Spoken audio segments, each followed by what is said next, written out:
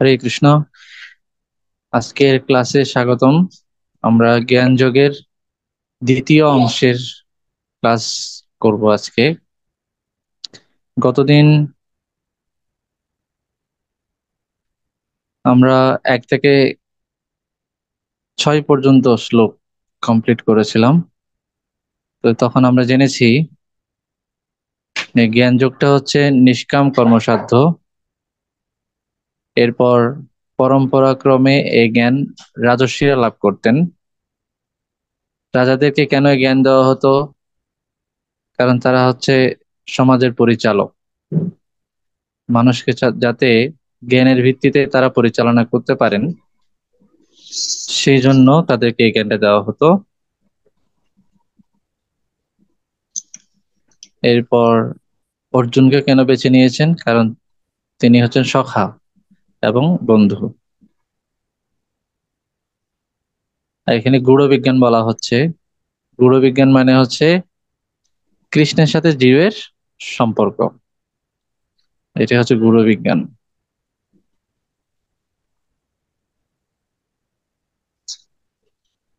তো এখানে ভগবত গীতার ইতিহাস আছে। প্রায় 20 লক্ষ বছর ধরে ভগবত গীতা পৃথিবীতে আছে। মানে লাস্ট যখন দেওয়া হয় তখন থেকে, অর্জুনকে দেওয়ার আগে 20 লক্ষ বছর ছিল। এরপর লাস্ট অর্জুনকে আবার এই জ্ঞান দেওয়া হয়। কেন? কারণ তার লুপ্ত হয়ে গিয়েছিল।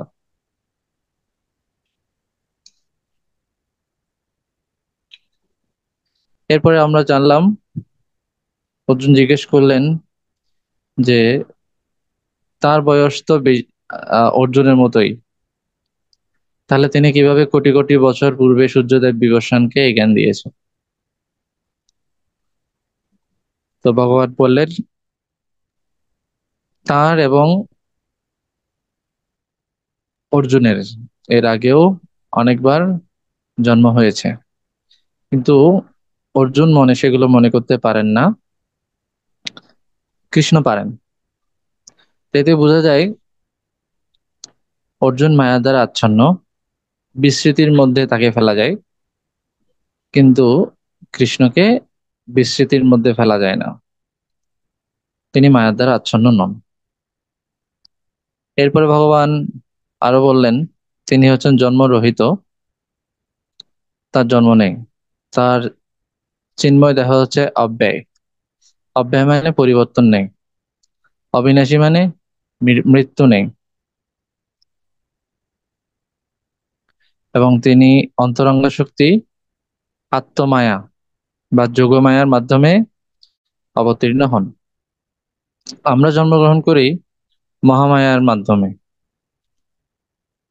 মায়ার কবলে পড়ে। কিন্তু ভগবান যোগমায়া, যোগমায়া হচ্ছে ভগবানের অন্তরঙ্গা শক্তি। সেই অন্তরঙ্গা শক্তির মাধ্যমে তিনি এই যুগে যুগে এই জগতে আসেন। আমাদের আশা আর ভগবানের আশা এক না। আমাদের আসা যাওয়াটা হচ্ছে জন্ম মৃত্যু, কর্মফলের চক্রের মাধ্যমে আমাদের এটা লাভ হয়। কিন্তু ভগবানের কোনো কর্ম ফল ভোগ করার জন্য জন্ম মৃত্যু গ্রহণ করতে হয় না। তিনি আবির্ভূত হন, অপ্রকট হন, প্রকট হন, অপ্রকট হন, সূর্যের উদয়াস্তের মতো। এটা আমরা গতদিন জানলাম। আজকে আমরা শ্লোক 7 থেকে 8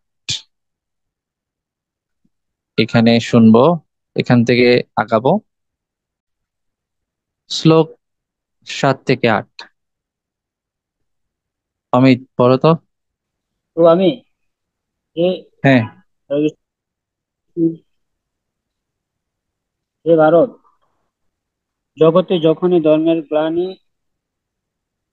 প্রবেশ করে, অধর্মের অভ্যুত্থান ঘটে এবং ধর্ম হ্রাস পায়, তখন আমি নিজেকে প্রকাশ করে জগতে অবতীর্ণ হই। এইভাবে সাধুদের পরিত্রাণ ও দুষ্কৃতকারী অসুরদের বিনাশ সাধনের জন্য এবং পুনরায় শুদ্ধ রূপে ধর্ম সংস্থাপনের জন্য আমি যুগে যুগে অবতীর্ণ হই। বিশ্লেষণ।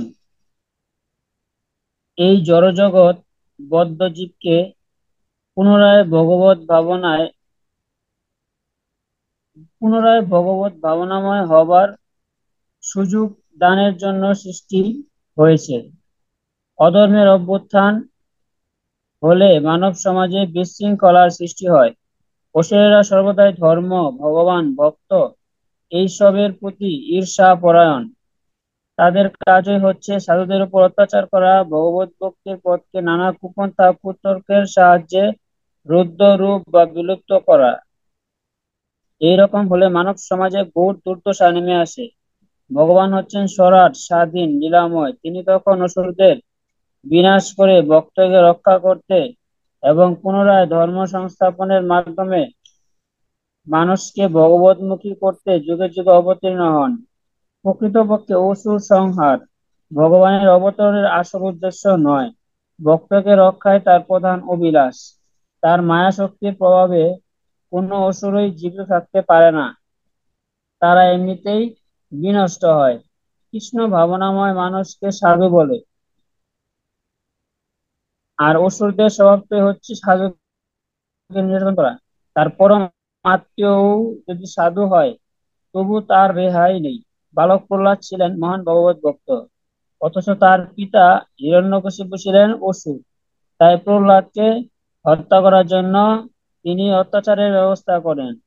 ভগবান শ্রীকৃষ্ণ শ্রী নৃসিংহদেব রূপে অবতীর্ণ হয়ে তাকে সংহার করেছিলেন। ভগবানের 6 প্রকার অবতার রয়েছে: পুরুষ অবতার, গুণ অবতার, যোগ অবতার, লীলা অবতার, সপ্তাবিশ অবতার, মন্বন্তর অবতার। কিন্তু শ্রীকৃষ্ণ হচ্ছেন আদি পুরুষ অবতার সমূহের পরম উৎস। তিনি তার সনাতন বৃন্দাবন লীলা উপভোগের জন্য স্বয়ং আবির্ভূত হন। কলিযুগে তিনি স্বয়ং শ্রী চৈতন্য মহাপ্রভু রূপে অবতীর্ণ হন, আর পৃথিবীর সকল মানুষকে, এমনকি অসুরদেরকেও সংকীর্তন যজ্ঞের মাধ্যমে ভগবান শ্রীকৃষ্ণের আরাধনা শিক্ষা দেন। বৈদিক শাস্ত্রে তার অবতরণের ভবিষ্যৎবাণী রয়েছে। শ্রী চৈতন্য মহাপ্রভু ভবিষ্যৎবাণী করেছেন যে সারা জগতে তার দিব্য নাম প্রচারিত হবে। পৃথিবীতে আছে যত নগরাদি গ্রাম, সর্বত্র প্রচার হইবে মোর নাম। অবশ্য সেই সঙ্গে সেই সব ভণ্ডদের সম্বন্ধে সাবধান থাকতে হবে, যারা নানা রকম কলাকৌশল দেখিয়ে অজ্ঞ মানুষদের মধ্যে নিজেকে অবতার বলে জাহির করে এবং নিজের ও অনুগামীদের সর্বনাশের পথ প্রস্তুত করে। শেষ। হরে কৃষ্ণ।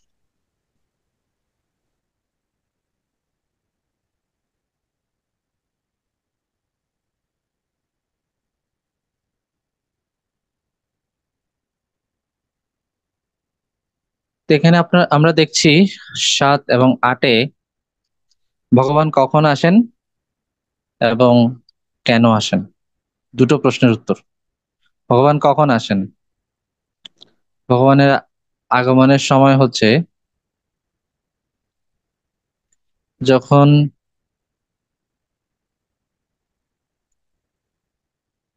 অধর্মের অভ্যুত্থান হয়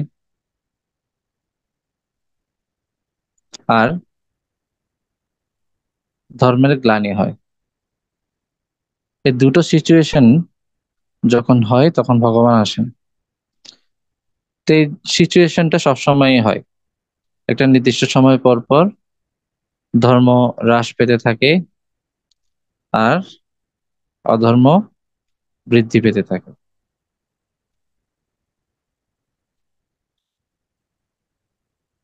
ভগবান এসে কি করেন? এটা 8 নম্বর শ্লোকে বলেছেন। 3টি কাজ করেন। 1, সাধুদের পরিত্রাণ করেন। 2, দুষ্কৃতকারীদের বিনাশ করেন। দুষ্টের দমন, শিষ্টের পালন। তারপর ধর্ম সংস্থাপন।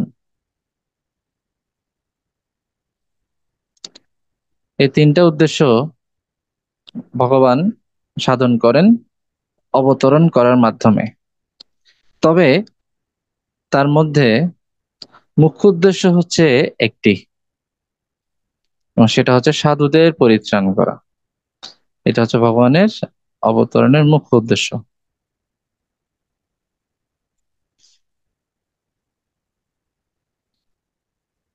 তাহলে আর দুটো, অসুরদের বিনাশ করা, এটার জন্য প্রকৃতিকে দরকার হয় না, এ ভগবানকে দরকার হয় না, প্রকৃতিই যথেষ্ট। যেমন একটা মহামারী দিলেই অনেক অসুর মারা যাবে, একটা ভূমিকম্প দিলে অনেক অসুর মারা যাবে।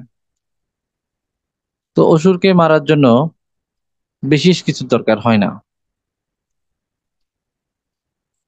ভগবানকেই আসতে হবে এরকম কোনো কারণ নেই। এরপরে ধর্ম সংস্থাপন, ধর্ম সংস্থাপনটা এটার জন্য ভগবানকে আসতে হয় না, ভগবানের ভক্তরাই ধর্ম প্রচার করতে পারেন, এর জন্য ভগবানকে আসতে হবে না, ভক্তরা যথেষ্ট। যেমন এখন চৈতন্য মহাপ্রভু রূপে ভগবান এসেছিলেন 500 বছর আগে, এরপরে আর আসেননি।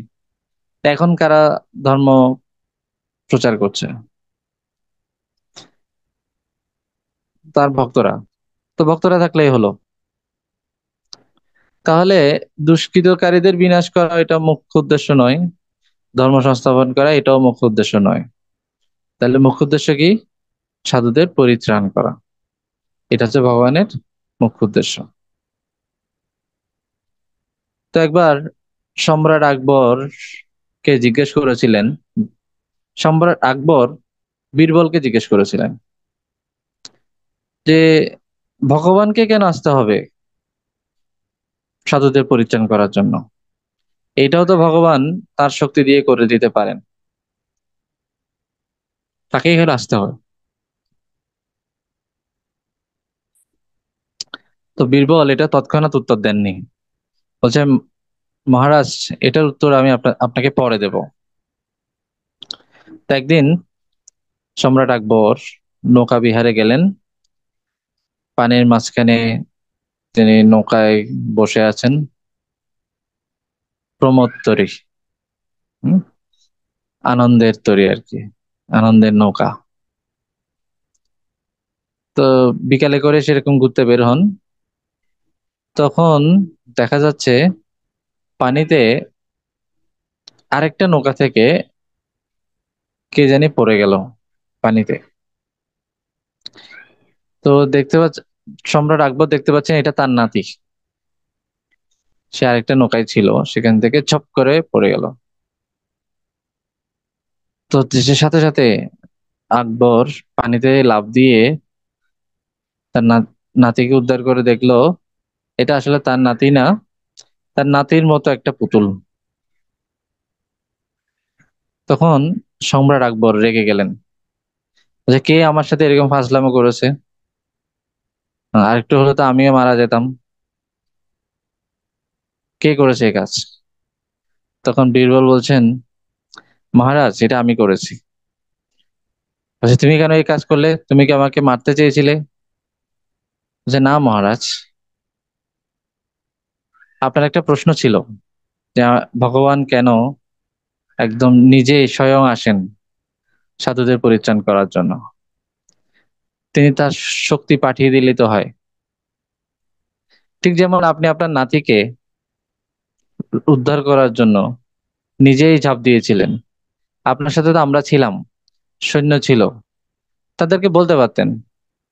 আপনি এত কিছু চিন্তা না করে সরাসরি নিজেই পানিতে ঝাঁপ দিলেন আর আপনার নাতিকে রক্ষা করলেন।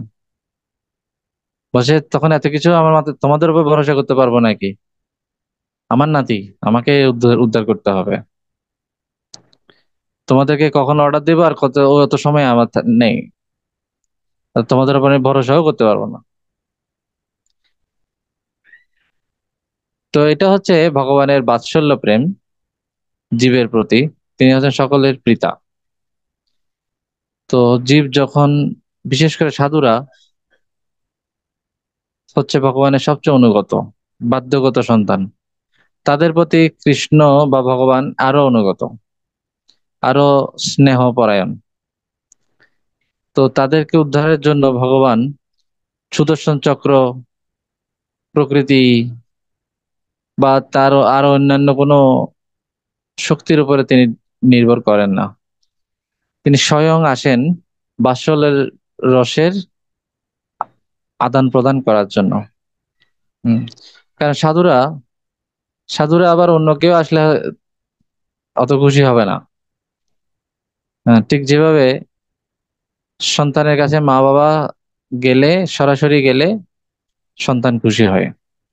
সন্তানকে যদি আমি একটা চকলেট দিই, সে বাবা যদি নিজের হাতে চকলেটটা দেয় তাহলে তো বেশি খুশি হবে। কোন একটা কুরিয়ারের মাধ্যমে যদি পাঠিয়ে দেয় তাহলে অত বেশি খুশি হবে। অন্য কাউকে পাঠালে ভক্ত তেমন খুশি হবেন না। তো ভক্তদের প্রতি ভাবের আদান প্রদান ঠিক রাখার জন্য, বাৎসল্য বিনিময় করার জন্য ভগবান সরাসরি আসেন, এবং এটাই তার আসার মূল কারণ। নাহলে না আসলেও হয়, কিন্তু ভক্তরা খুশি হবে না, এজন্য ভগবান স্বয়ং আসেন। এখানে বিশ্লেষণে বলা হচ্ছে, ভক্তকে রক্ষা করাই তার প্রধান অভিলাষ। এটা কেন তার প্রধান অভিলাষ সেটা আমরা জানলাম। অসুরদের মারার জন্য প্রকৃতি যথেষ্ট, মায়া শক্তি যথেষ্ট, আর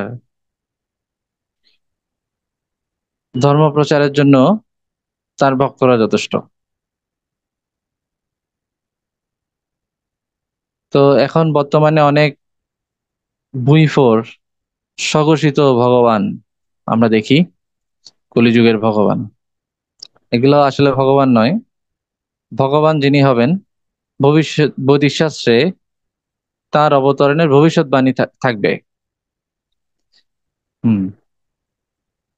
তো আমরা দেখি যে ভবিষ্যতে, ভবিষ্য পুরাণে লেখা আছে কল কল্কি অবতার আসবেন।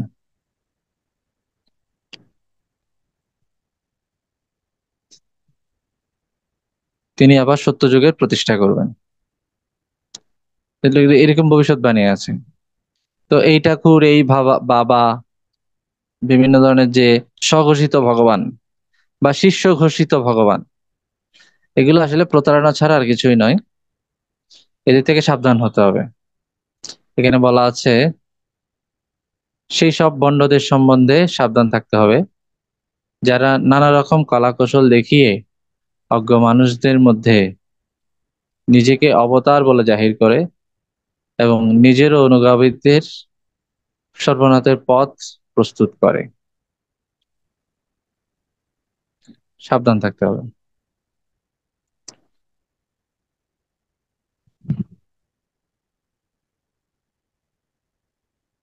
9-10 ভগবানের জন্ম হচ্ছে দিব্য, জন্ম এবং কর্ম।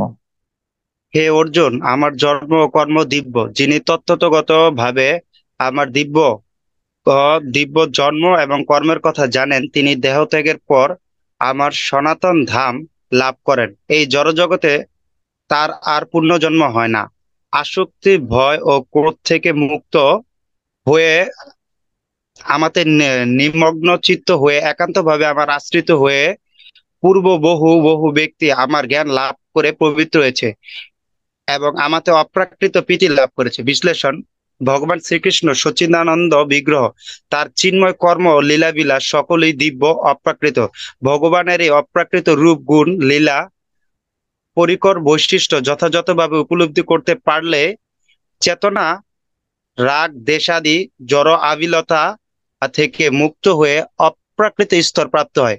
এইভাবে যিনি সম্পূর্ণরূপে কৃষ্ণ ভাবনাময় হন, তিনি জড়বন্ধন হতে চিরতর মুক্ত হয়ে সনাতন ভগবত ধাম প্রাপ্ত হন। বহু ব্যক্তি এইভাবে পূর্বে ভগবত প্রেম ও তত্ত্বজ্ঞান লাভ করে মুক্ত হয়েছেন। অবশ্য যোগী ও জ্ঞানীরা ভগবানের লীলায় আসক্ত নয়। তারা দেহ কেউ ভয় পায় না, কারণ নয় তারা দেহকেও ভয় পায় না, কারণ তারা ক্লেশের কারণ। তাই তারা হতাশ হয়ে দেহ বিলুপ্ত করে ব্রহ্মে বা শূন্যে বিলীন হতে চায়, কিন্তু সেই সত্তা বিলোপের চেষ্টা কেবল শূন্য বিলীন হতে, কিন্তু সেই সত্তা বিলোপের চেষ্টা কেবল আধ্যাত্মিক আত্মহত্যার প্রয়াস। তারা জড়বাদে আচ্ছন্ন থাকার জন্য বুঝতে পারে না যে আমাদের জড়দেহের মতো ভগবানের দেহ নশ্বর, অজ্ঞানতাপূর্ণ এবং সম্পূর্ণ নিরানন্দন হয়। ভগবানের দেহ অবিনশ্বর, সৎ, পূর্ণ, চেতনাময়, চিত এবং আনন্দ। তারা এতই বিষয়াসক্ত যে জড় জগতের পরপারে যে এক নিত্য আনন্দময় অস্তিত্ব রয়েছে তা তারা বিশ্বাস করতে পারে না। ভগবান শ্রীকৃষ্ণের এবং শ্রী চৈতন্য দেবের দিব্য আবির্ভাব ও কার্যাবলী অত্যন্ত আস্বাদ্য, মধুর। কেবল সেগুলো স্মরণ, মনন, শ্রবণ, আলোচনা করলে আমাদের মধ্যে পারমার্থিক জ্ঞান ও ভক্তির উন্মেষ হয়, বুদ্ধি চিন্ময় হয় এবং ভগবত প্রেমে প্রকাশিত হয়। অন্তিমে ভগবত সান্নিধ্য লাভ করা যায়। হরে কৃষ্ণ। তো ভগবান শ্রীকৃষ্ণের জন্ম এবং কর্ম হচ্ছে দিব্য। ভগবান এখানে আমাদেরকে ক্লিয়ার করছেন তার জন্ম এবং কর্ম আমাদের সাধারণ মানুষদের মতো না। কর্ম মানে হচ্ছে লীলা, আর জন্ম মানে হচ্ছে তার অবতরণ বা আবির্ভাব। তো এটাকে লীলা বলা হচ্ছে কেন? কারণ তার যোগমায়ার দ্বারা সম্পাদিত হয়, যোগমায়ার দ্বারা, এবং তা প্রকৃতি কর্মকালের অধীন নয়। তারপর আরো বলা হচ্ছে তত্ত্বত। তত্ত্বত মানে কি? তত্ত্বত শব্দের অর্থ হচ্ছে সাধু, শাস্ত্র, গুরু এবং পরম্পরা থেকে ভগবানের জন্ম এবং কর্ম সম্বন্ধে জ্ঞান লাভ করতে হবে, না হলে আমরা বিভ্রান্ত হব। ভগবানের এমন এমন কিছু কর্ম আছে যেগুলো ব্রহ্মাকেও বিমোহিত করেছিল, ইন্দ্রকেও বিমোহিত করেছিল। হম ব্রহ্ম বিমোহন লীলা, মানে ব্রহ্মা বিমোহিত হয়ে গেছিল, ইন্দ্রও ভগবানকে বুঝতে পারেননি। তো সেখানে আমরা কি? দেবতারাও ভগবানের লীলা বুঝতে পারেন না।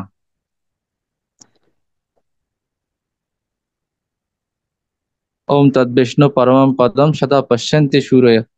তো মুহ্যন্তি ইয়ৎ সুরয়। সুরয় মানে হচ্ছে দেবতা, সুর।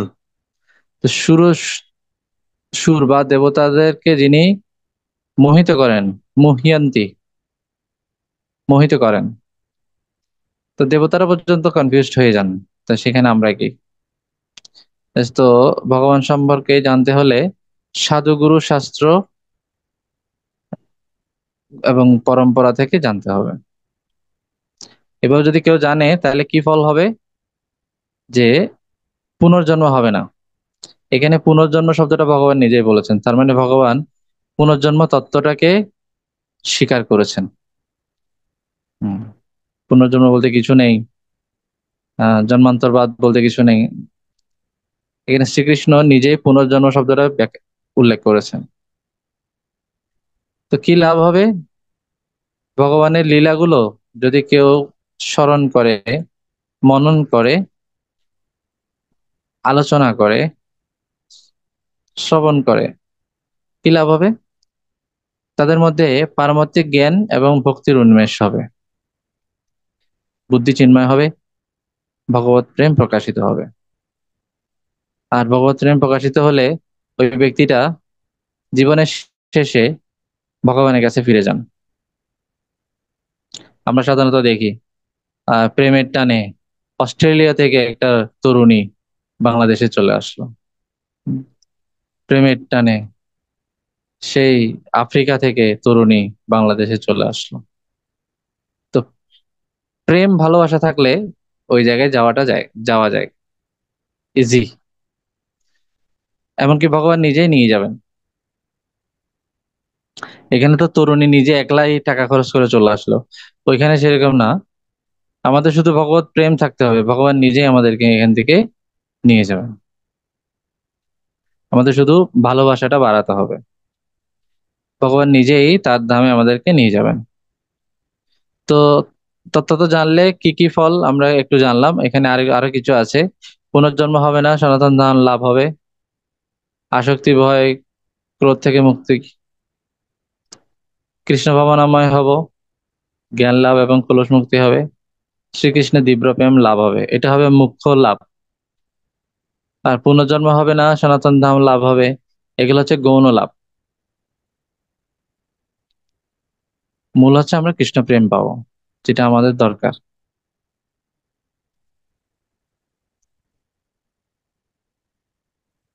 শ্লোক 11। আকাশ পড়ো।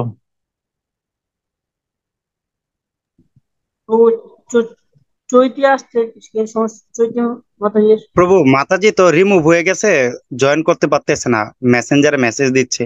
শ্লোক 11। যে আমার প্রতি যে ভাব নিয়ে আত্মসমর্পণ করে, আমি তাকে সেইভাবেই পুরস্কৃত করি। হে পার্থ, সকল মানুষ কেবল আমারই পথেরই অনুগমন করে।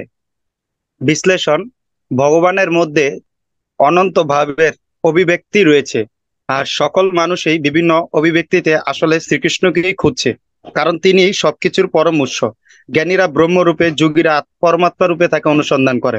বিভিন্ন মানুষ বিভিন্ন ভাব নিয়ে বিভিন্ন মার্গে তাকে ভজনা করে, আর প্রত্যেকের ভাব অনুসারে তিনি তাদের সঙ্গে ভাব বিনিময় করেন।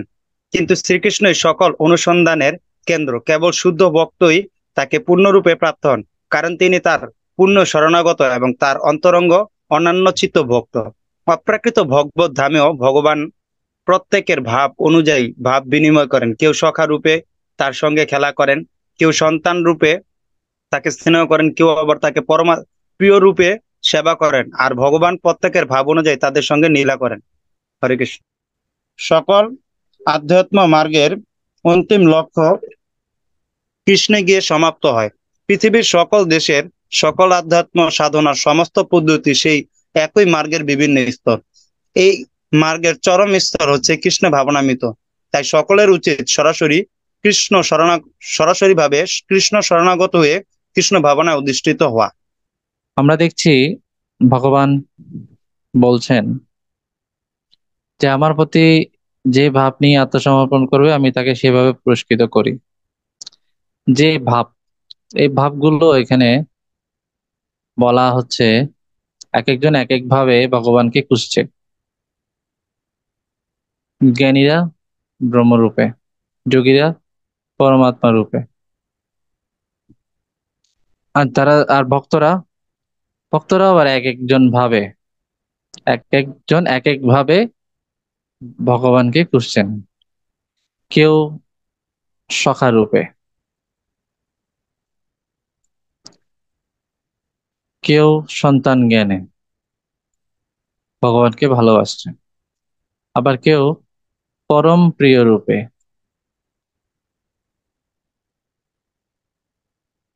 যোগীরা ব্রহ্মরূপে, পরমাত্মা রূপে, জ্ঞানীরা ব্রহ্মরূপে। তো এখানে বলা হচ্ছে আবার কংসের মতো ব্যক্তিগুলো শত্রু রূপে। এক একজন এক এক ভাবে ভগবানের সাথে ভাব বিনিময় করছেন। ভগবান বলছেন যে আমার প্রতি যে ভাব নিয়ে আত্মসমর্পণ করবে আমি তাকে সেভাবে পুরস্কার দেব। এবার আমি যদি ছেঁড়া নোট দিই দান বাক্সে গিয়ে, আমার ভাব যদি জায়গায় যে এরকম, এই নোটটা আমি চালাতে পারবো না, এটা দান বাক্সে দিয়ে দিই, তাহলে আমার কপালও ছেঁড়া নোট জুটবে। আমি ভগবানের সাথে যেরকম করবো সেরকম। আমি ভগবানকে যদি ভালো ভালো খাবার খাওয়াই, তাহলে ভগবানও সেভাবে আমাকে পুরস্কৃত করবেন। হুম। তো আমি যেরকম ভগবানের প্রতি তিনি সেরকম। তিনি একদম যথাযথভাবে ভাব বিনিময় করতে পারেন। কেউ যদি সন্তান জ্ঞানে ভালোবাসে, সন্তানের মতো তিনি তার প্রতি ভাব বিনিময় করেন। কেউ যদি বন্ধু রূপে, তো তার সাথে তিনি বন্ধু। কেউ যদি পরম প্রিয় ব্যক্তি রূপে, প্রেমাস্পদ হিসেবে ভালোবাসেন, তিনি তার সাথে সেইভাবে ভাবের আদান প্রদান করেন। কেউ যদি প্রভু রূপে সেবা করে, তিনি সেই ব্যক্তির সাথে সেরকম করে আচরণ করেন, তাকে সেভাবে ভালোবাসা দেন।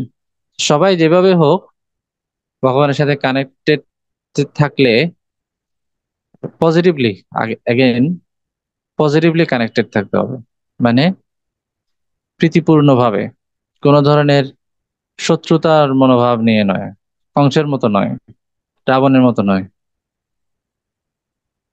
হম। কেউ যদি পজিটিভলি ভগবানের সাথে কানেক্টেড থাকে, কৃষ্ণের সাথে, তখন সেটাকে বলা হচ্ছে কৃষ্ণ ভবনামৃত। আর এই কৃষ্ণ ভবনামৃত হচ্ছে সমস্ত মার্গের যত ধর্মীয় মত পথ আছে সবগুলোর অন্তিম লক্ষ্য হচ্ছে ভগবানের প্রতি ভালোবাসা বাড়ানো, প্রীতির সম্পর্ক তৈরি করা, পজিটিভলি তার সাথে একটা সম্পর্ক তৈরি করা। এটা হচ্ছে সমস্ত মার্গের চরম উদ্দেশ্য, এবং সেটা শ্রীকৃষ্ণের সাথে, অন্য কারোর সাথে নয়, কোনো দেব দেবীর সাথে নয়, কেবল কৃষ্ণের সাথে। তাহলে আমাদের জীবন সফল হয়। শ্লোক 12, অমিত পড়ো।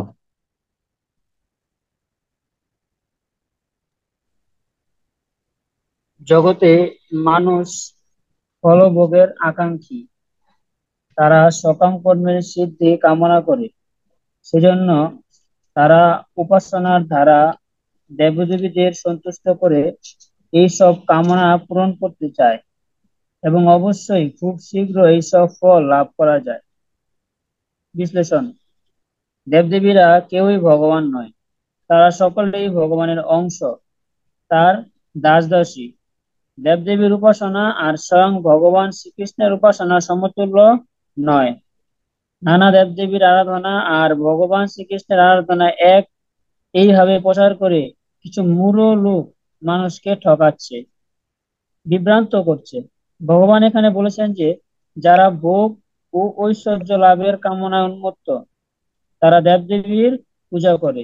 দেবদেবীরা অবশ্য খুব শীঘ্র তাদের এইসব জড়জাগতিক ইন্দ্রিয় ভোগ্য ফল দান করে থাকেন, কিন্তু এই সমস্ত ফল অনিত্য, তুচ্ছ, তা জড়বন্ধন সৃষ্টি করে। তাই বুদ্ধিমত্তা সম্পন্ন মানুষ দেবদেবীদের কাছে কাঙ্গাল প্রতিপন্ন হয়ে ভিক্ষা প্রার্থনা করেন না। তারা নিত্যকালের জন্য ভবক্লেশ হতে একমাত্র মুক্তিদাতা ভগবান মুকুন্দের চরণারবিন্দে শরণাগত হন। হুম এইখানে ভগবান একটু আগে বলেছেন যে যে ভাব নিয়ে আমার কাছে আত্মসমর্পণ করবে আমি তাকে পুরস্কৃত করব। আর দেবতার কাছে কারা যাবে? ভগবানের কাছে যারা যারা যাবে তারা তো ভক্ত। দেবতাদের কাছে যারা যাবে তারা কি? সকাম কর্মী। এখানে বলা হচ্ছে সকাম কর্মের সিদ্ধি কামনা করে, তারা সকাম সকাম কর্মী। তাদের উদ্দেশ্য কি? ফল ভোগের আকাঙ্ক্ষা করা।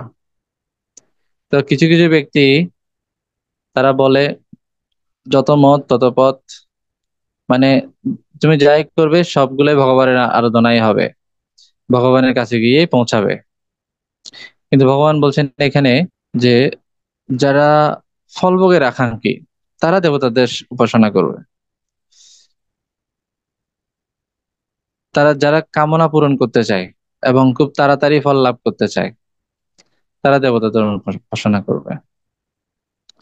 তো তাদের উপাসনা আর ভগবানের উপাসনা এক নয়। যারা এক বলে তারা মানুষদেরকে ঠকাচ্ছে। দেবতাদের উপাসনার যে ফল সেটা হচ্ছে তুচ্ছ এবং অনিত্য, সেটা জড়বন্ধন সৃষ্টি করে। কিন্তু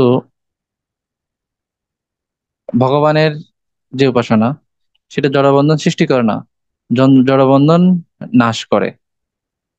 এবং তার ফল তুচ্ছ নয়, অনিত্য নয়, তার ফল অনেক মহিমান্বিত এবং নিত্য। সস্তা কোনো পুরস্কার তিনি দেন না। গজেন্দ্রকে তিনি মুক্তি দিয়েছেন, শুধু একটু প্রার্থনা করেছেন একটা ফুল দিয়ে, ব্যাস। ভগবান গরুর পিঠে পিঠে চড়ে গজেন্দ্রের কাছে এসে তাকে তিনি চিরতরে উদ্ধার করলেন। তো এইভাবে আমরা দেখি ভগবানের আরাধনার যে ফল আর দেবদেবীদের আরাধনার ফল দুটোর মধ্যে আকাশ পাতাল তফাৎ আছে।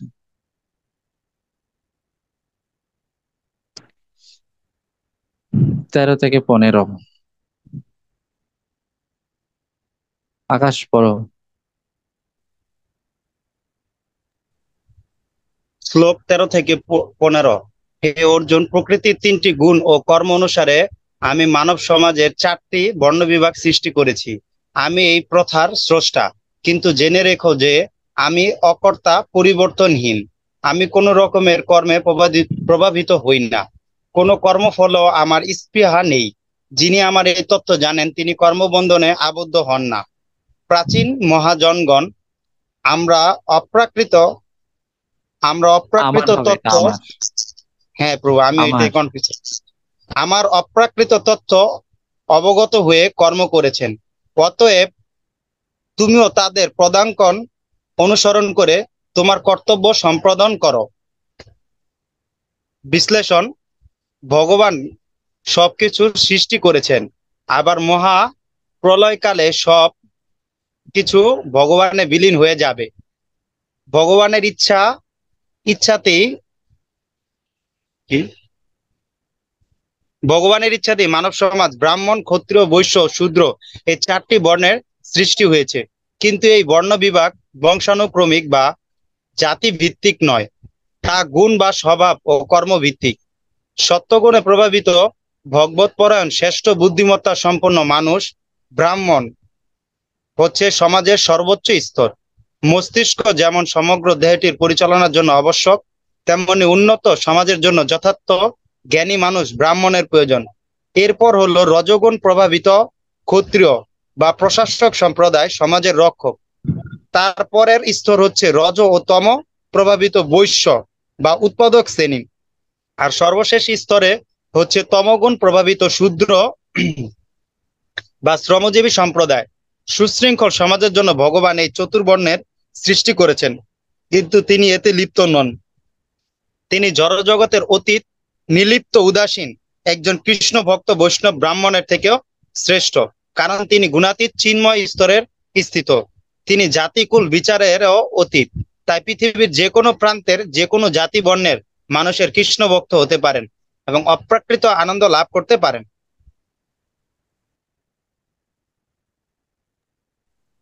এখানে শ্রীকৃষ্ণ অর্জুনকে নির্জনে ভগবত ভজন করতে পরামর্শ দেননি।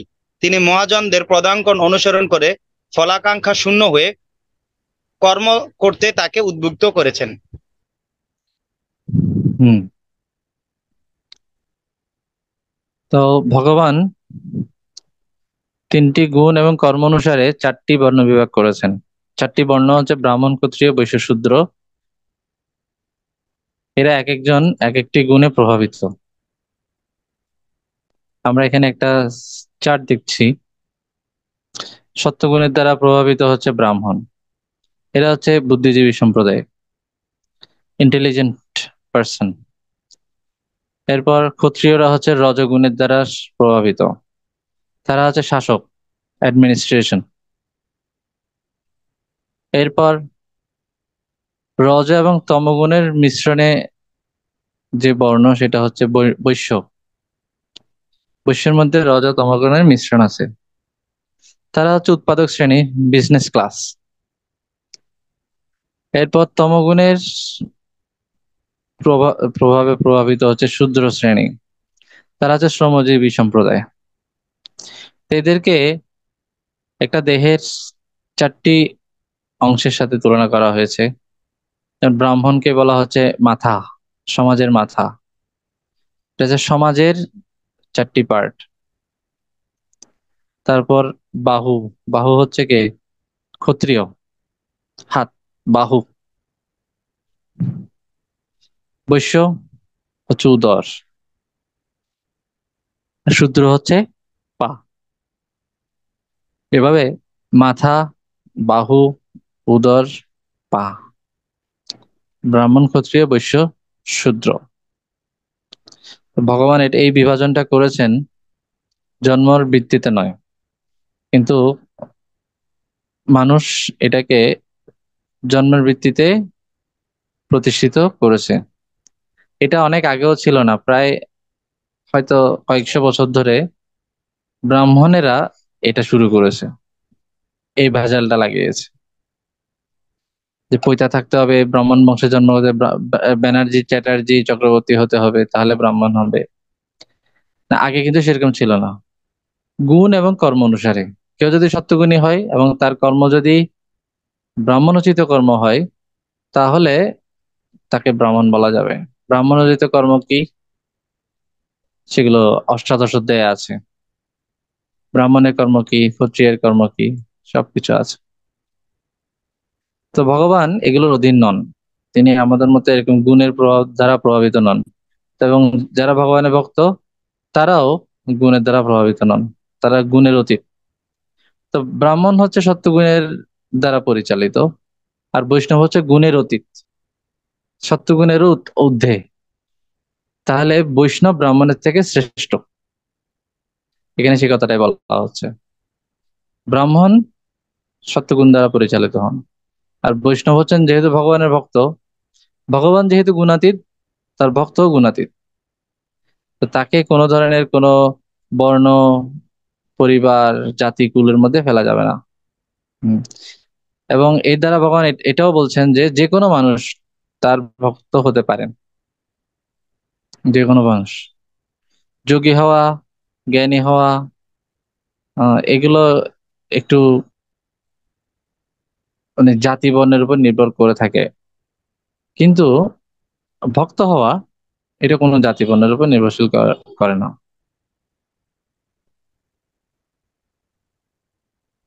তো পৃথিবীর যে কোনো প্রান্তের মানুষ এই কৃষ্ণ ভক্ত হতে পারবে, কারণ গুণের অতীত হওয়ার কারণে। তো আজকে আমরা এখানে সমাপ্ত করব। আমরা আজকে জানলাম শ্লোক 7 থেকে 7-8 আমরা জানলাম ভগবান কেন আসেন, কোন ধরনের সিচুয়েশনে ভগবান আসেন। দুটো সিচুয়েশনে ভগবান আসেন, একটা হচ্ছে ধর্মের যখন ক্ষয় হয় আর অধর্মের যখন জয় হয়, তখন তিনি আসেন। এসে তিনি তিনটি কাজ করেন: সাধুদের পরিত্রাণ, দুষ্টদের বিনাশ এবং ধর্ম সংস্থাপন। দুষ্টদের বিনাশ, ধর্ম সংস্থাপন করা, এগুলোর জন্য ভগবানকে আসতে হয় না। সাধুদের পরিত্রাণ করার জন্য তিনি আসেন, সেই কাজটাও তিনি তার শক্তি দিয়ে করে ফেলতে পারেন, কিন্তু সরাসরি ভাবে ভালোবাসার বিনিময় করার জন্য তাকেই তো আসতে হবে। অন্য কেউ এসে সে ফুলটা দিলে কি হবে? ভ্যালেন্টাইন্স ডেতে গিয়ে লাভারকে যদি অন্য কেউ ফুল দেয়, ছেলেটা যদি বলে আমার তো অনেক কাজ, আমি তোমাকে অনেক ভালোবাসি, তোমাকে আমি একটা ছেলে পাঠালাম ফুলটা দিবে, তুমি তাকে আই লাভ ইউ বলে দিও, সে আমাকে এসে বলে দেবে। এভাবে মাধ্যম দিয়ে কি আর ভালোবাসার বিনিময় হয়? ব্যক্তিকে সরাসরি আসতে হয়। এই কারণে ভগবান সরাসরি আসেন, ভালোবাসার বিনিময় করার জন্য। তো ভক্তকে রক্ষা করাটাই হচ্ছে তার প্রধান অভিলাষ। হম। আর দুটো হচ্ছে গৌণ। আর যারা যারা নিজেকে ভগবান বলে দাবি করছে, তাদের ভবিষ্যৎবাণী থাকতে হবে। তো বর্তমানে ভবিষ্যৎ, কৃষ্ণের পরে আর আসবে কল্কি, মাঝখানে আর কোনো অবতার নেই। চৈতন্য মহাপ্রভু তিনিও অবতার হিসেবে নিজেকে দাবি করেন না, তিনি ভক্ত রূপে এসেছেন, তিনি ভগবান রূপে আসেননি। তো ভগবান হিসেবে আমরা দেখি ভগবান কৃষ্ণের পরে কল্কি অবতার, আর কারো ভবিষ্যৎবাণী নেই।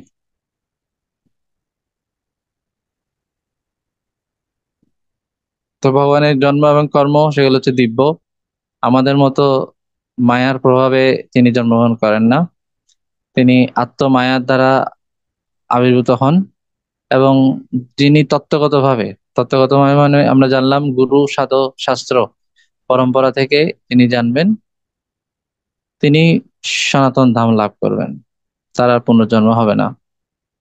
আসক্তি, ভয়, ক্রোধ থেকে মুক্ত হবেন, তিনি পবিত্র হবেন। হম। তার বুদ্ধিও পবিত্র হবে। সর্বোপরি তার ভগবত প্রেম বিকশিত হবে। তো যে যে ভাব নিয়ে ভগবানের কাছে আত্মসমর্পণ করবে, ভগবান তাকে সেভাবে পুরস্কৃত করবেন।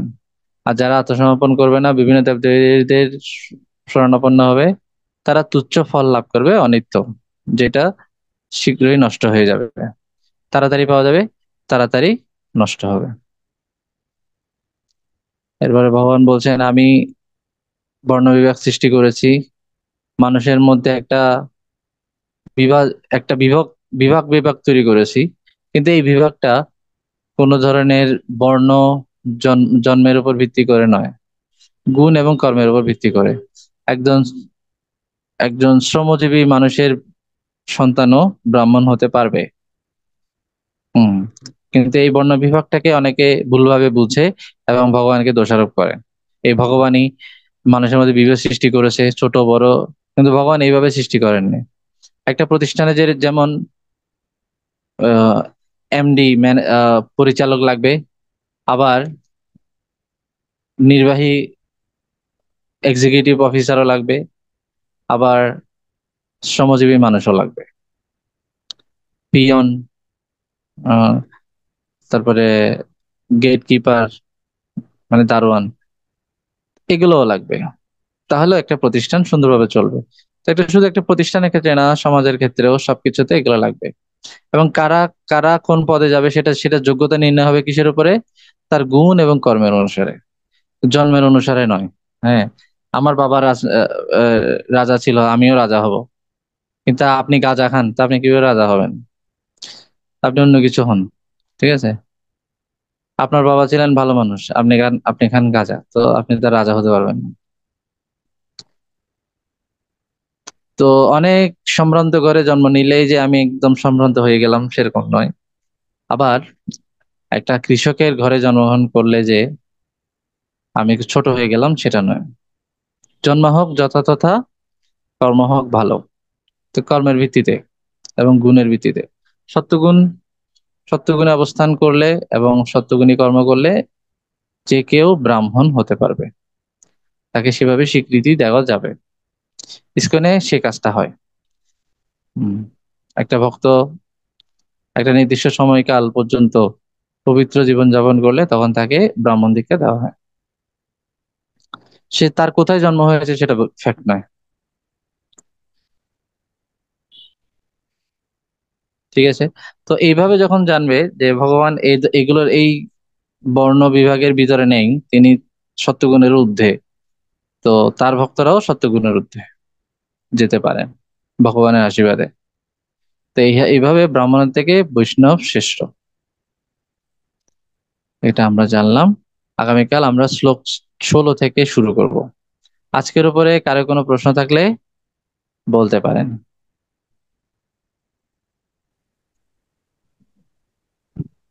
হ্যাঁ, অমিত বলো।